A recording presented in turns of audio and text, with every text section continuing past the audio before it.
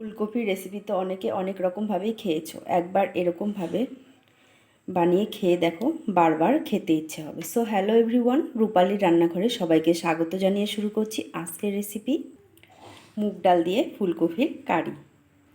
তো রেসিপিটি আমি কিভাবে তৈরি করলাম ভিডিওটি স্কিপ না করে দেখে নাও। মুগ ডাল দিয়ে ফুলকপির কারি তৈরি করার জন্য প্রথমে আমি ফুলকপি আর আলু কেটে ভালোভাবে ধুয়ে রেখেছি। এবার গরম জলে ফুলকপিটা দিয়ে দিচ্ছি সামান্য পরিমাণ নুন। এবার ফুলকপি আলুটা আমি এই জলে হাফ বয়েল করে নেব 2 থেকে 3 মিনিট।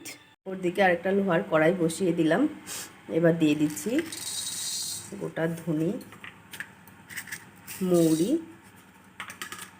আর গোটা জিরা। আর মশলাগুলো আমি ভালোভাবে কাঠখোলায় ভেজে নেব।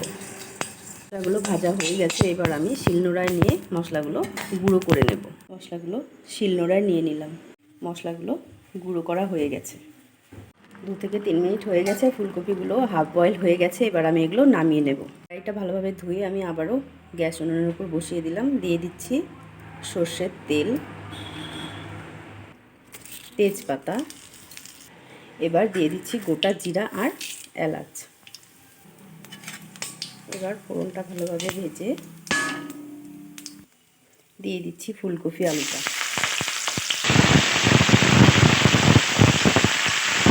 ফুলকপি আর আলুটা একটু সাইড করে নিয়ে সাইড করে দিয়ে দিচ্ছি সামান্য পরিমাণ ঘি,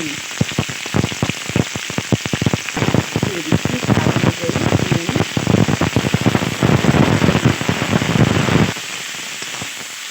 এবার একটু ভালোভাবে নেড়ে চেড়ে নেব। নেড়ে নিয়ে ডালের স্বাদ ঠিক রাখার জন্য দিয়ে দিচ্ছি অল্প নুন। এতে সবজির কালারটা একটু টেস্টে বাড়বে। এবার নেড়ে চেড়ে খুব ভালোভাবে ভেজে নেব। ফুলকপি আলুগুলো খুব ভালোভাবে ভাজা হয়ে গেছে। এবার আমি এতে দিয়ে দেব পেস্ট করে রাখা শুকনো লঙ্কা ও আদা, আর দিয়ে দেবো গোটা কয়েকটা কাঁচা লঙ্কা। এবার খুব ভালোভাবে নেড়ে চেড়ে মশলাগুলো আমি কষিয়ে নেব। ফুলকপি আলুর সাথে মশলাটা খুব ভালোভাবেই কষে গেছে। এবার আমি এতে অ্যাড করে দিচ্ছি আগে থেকে সেদ্ধ করে রাখা মুগ ডাল।